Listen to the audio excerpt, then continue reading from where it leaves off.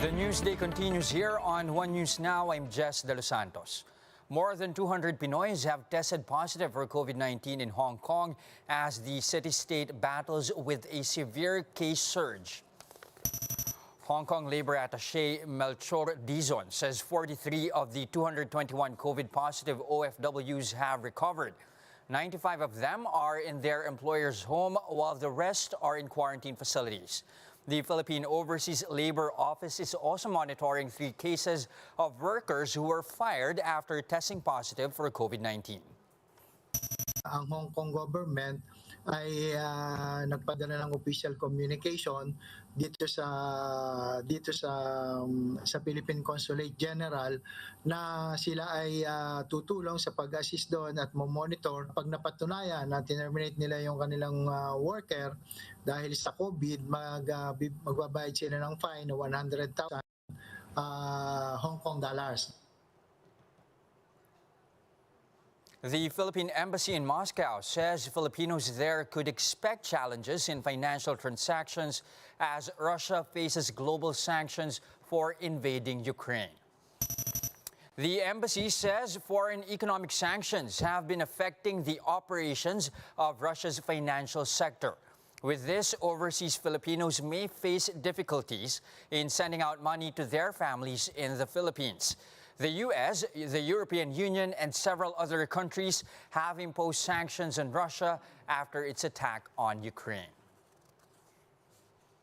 Now, experts warn the government about the implications of pushing through with a military procurement deal with Russia. Camille Samonte with the report.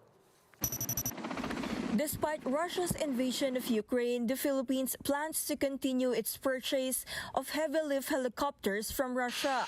The Defense Department explains the down payment for the choppers had already been settled. The country acquired 16 Mi-17 helicopters with a total price tag of 12.8 billion pesos. Tutuloy natin yan dahil kailangan din natin yung heavy-lift helicopters na yan. Especially sa disaster relief operations natin, napaka-importante yan. But for experts on international defense and security, continuing this purchase has several implications. They say this may cause the Philippines to be sanctioned under CAATSA, or the Countering America's Adversaries Through Sanctions Act. Enabler ang Pilipinas para maka-recover economically ang Russia ay maaaring makaranas tayo ng retaliation from Western powers. Russia's trade and economy has been crippled by global sanctions amid the ongoing conflict affecting logistical transactions. With these, the Philippines might expect delays in the manufacturing and deliveries of the choppers. Just in case humaba tong gera sa Ukraine at of course magkaroon din ng more tension with the West and NATO. And the Russian military will have to manufacture more weapons, not for export, but for their own use. Once the deal pushes through, a military analyst warns the said deal with Russia may change other countries' perception of the Philippines. Ukraine is going to look at us and wonder, why are you still buying from them? The money that you're paying them is going to be used to finance their war against us. The DND has yet to issue a statement regarding these recent developments. For News 5, Camille Samonte, we are One News.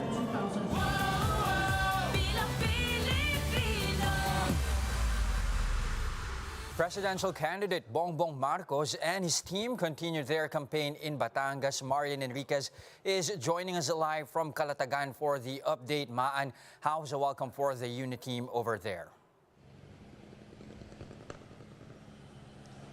Yes, Jez, Batangas Governor Dodo Mandanas and Vice Governor Mark Leviste have formally endorsed the unity tandem of Bongbong Marcos and Sara Duterte. Recall that Governor Mandanas had expressed support for the unity tandem as early as December last year. But now, it's official. About 4,000 supporters flocked to the Balayan Government Center in Batangas to welcome the unit team. Batangas is one of the top 10 most vote-rich provinces in the country, with 1.8 million registered voters. Joining BBM are senatorial candidates Gringo Honasan, Harry Roque, Mark Villar, Gibo Chodoro, Meg Zubiri, Jinggoy Estrada, and Herbert Bautista. Despite his endorsement of the Marcos Duterte tandem, Mandanas says other candidates are still welcome to visit the province. Meanwhile, Roque reiterated that he is an ally of Bongbong, not his father, former President Ferdinand Marcos. This was his response to critics who dug up his old comments on martial law on social media. Jess, Marcos Jr. has left Batangas now and will be in Sorsogon tomorrow. This is one to watch out for, as we all know that Bicol region is the bailiwick of Vice President Leni Robredo. Meanwhile, Mayor Inday Sara Duterte will go around Caloocan, Valenzuela, and Navotas tomorrow. Jazz? All right, thank you very much for those updates. Marian Enriquez reporting live from Calatagan in Batangas. Now here's a quick look at today's other top stories. Customers of Maynilad and Manila Water will be paying less in their water bills that's starting March 21st. This is after changes in the franchise agreement with water concessionaires. Under the new franchise deal, water concessionaires will be subjected to franchise taxes instead of value-added tax. The Philippines will welcome Ukrainian refugees fleeing war in their country amid Russia's invasion. This is after President Duterte signed an executive order institutionalizing efforts to protect refugees, stateless persons, and asylum seekers.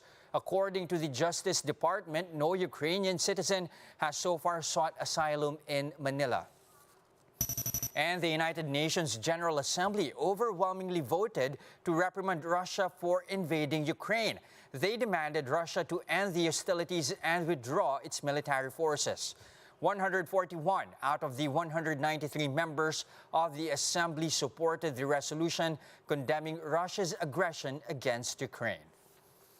For more updates, visit News 5, the Philippine Star, and Business World online. Visit our website, onenews.ph, for more in-depth analysis. You can also catch One News on the Signal Play app. Register for a free account now at www.signalplay.com and stream One News live anytime, anywhere. Mask on, wash hands, and stay safe. Philippines, I'm Jess De Los Santos. We are One News.